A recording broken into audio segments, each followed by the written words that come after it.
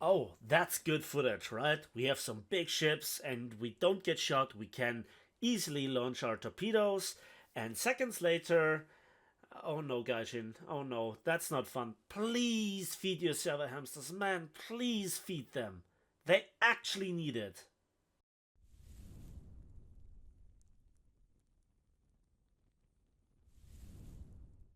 Hello there, and welcome back to War Thunder to some first impressions and a little bit of a scene slash kill compilation of even battleships in the S-701, a new German premium rank 3 battle rating 2.7 patrol boat, which is the current big naval prize in the battle pass Her Majesty's Hussar. The S700 class is very closely related to the S100 class. It's essentially the same. However, the S701 has 8 torpedoes, 6 depth charges, and as you can see and hear, a mighty array of guns as well. We have in the front a 30mm MK103 and in the back a relentless 37mm Flak Lafette C36. And it's the combination of those two which is really lethal, but it's a bit hampered because the stabilization has its limits, especially in rough seas. So the 30mm has the fearsome HE FIT rounds, and also in the AP belt, an HVAP round that cracks open even the best of armored Russian river patrol boats. However, you have only 30 round in the belt or the magazine, and then a really long reload. And that you can bridge with the twin 20mm, but especially the 37mm. You have a really good damage output versus normal patrol boats, but the big ones like the Chidori here or some other American ones, you just lack the damage. But therefore, you have your depth charges and your 8 torpedoes. And so it's an okay grinder for the normal coastal fleet if you use it at its battle rating. It's a capable ship, but where it really shines is in the big game hunting. That's a mighty Scharnhorst. He's flanking us. He's a great danger. And he just dodged my 2 torpedoes, which were aimed at the front magazine. So if I can't hit it with fast torpedoes, I'll drop some depth charges. There you can see it directly below the front magazine, and you have the nicest turtleback in all of War Thunder, but versus depth charges, yeah, not really working. And so now let's talk about the trusty old G7A torpedoes. I have them without the torpedo mod, and so therefore they have a range of 6 kilometers but go at a speed of 81 kilometers per hour, and you have a TNT equivalent bursting charge of just under 360 kilograms, being able to bypass even the strongest of torpedo protection, unless you encounter the AI ships because they are currently bugged. But when you hit a Helena in the magazine, it just blows up. If you do not precisely hit in the magazine, you do a tremendous amounts of damage, and eventually that Helena that I just hit also gets sunk. Now, I wanted to show you this hilarious scene as well, because I got shot for 10 minutes and they couldn't destroy me. So it's a really good setup for me because there is an island which allows me to get close, fire my front torpedo tubes, then reload them while I turn around and launch the rear torpedo tubes, which are also facing backwards. And that allows me to get torpedoes off under all circumstances. Now, the rear torpedo tubes sound like a disadvantage, and in many scenarios, they are also not as good as front facing ones.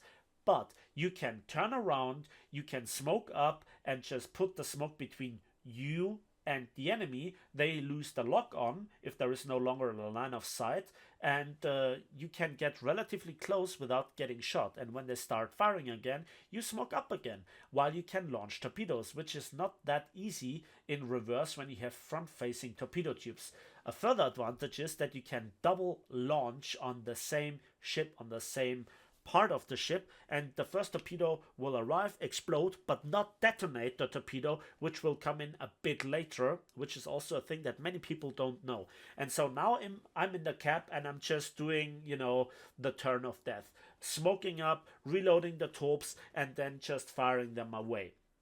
And the nice thing is, if there is no target, you can reload all 8 torpedoes and then go and hunt them with full capacity. Again, previously the most amount of torpedoes were 4, and yes, there are ships with better torpedoes. For example, the US American PT-811, which has those mighty Mark 16s.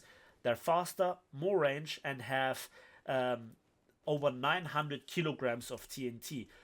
But you only have 4. But then again, it's you could argue for it, against it. But this ship is just a really good support. If you artificially up-tier it, you can capture points, you can defend yourself versus a lot of patrol boats, and you can just harass battle cruisers, battleships, all sorts of heavy and light cruisers, and even destroyers. One disadvantage versus some destroyers, especially reserve destroyers or big patrol boats, is that you need a different depth setting. So here versus the big capital ships, I use 4 meters because that does the most damage, and versus destroyers, those torpedoes then can run below those ships, not hitting them, and therefore 1 meter setting would be much better used.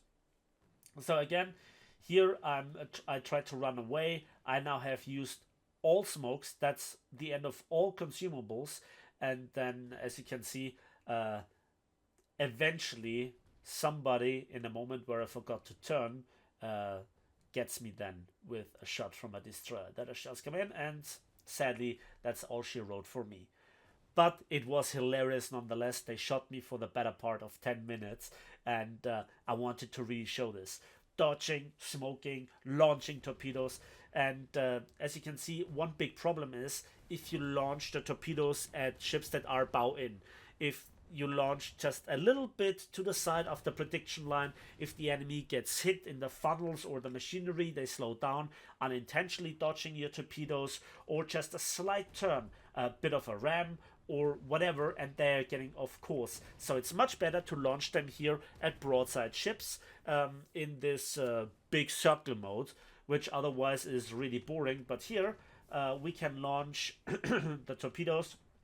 We also could smoke up our team in theory, and so I thought I show this here as well. And the really good part about this clip is then when it comes to how now the rewards are clicking in. I tried to seek shelter behind this presumably bot Helena. They go at half or 2/3 speed and then just firing randomly away, not like I would fire. And then we crack a Scharnhorst where we hit it on the main magazine, again with a depth setting of 4 meters, and seconds later we also get one of those super cruisers, the USS Des Moines. And those are important kills. A Scharnhorst, trying to kill a Scharnhorst with gunfire, even from battleships, takes a lot of effort, a lot of time, a lot of good hits, and this secured us at the end the win in this match. The problem is there are so many shells flying around. There we get the USS Des Moines that I even get hit behind that Helena. Maybe I'm even in more danger because this Helena gets targeted, and I just are a unintended casualty. And just a few moments later, come on, where are you? Patience is a big trait. And yeah, then we hit the rear ammo rack of Helena, and that was just glorious. But there is some more footage, so get into this. And then we try to get the bow in shots again. I could have gotten between the 2 destroyer spawns and launched the torpedoes there, but at around 5 kilometers the autogunners start automatically firing, and that is always a tricky thing, right? Looking at the economy, I think this is a good premium, especially for the price of the battle pass with all the other benefits. It's the 4th of the S-100 class, even though it says it's an S-700 class. But it makes a very good lineup together with the S-100 1944 with its mines. As technical civil line and RP grinders, the M802 and especially the Köln class, the Lübeck, the F224 are better. But it's a fun ship, and 8 torpedoes is unheard of firepower for a patrol boat. as this Alaska can tell you. And that's it for me today, so thanks for watching, thanks for listening. Please give this video a like if you did, subscribe if you want to see more, and as usual, we'll see each other on the battlefields, in the skies, and on the waves of War Thunder.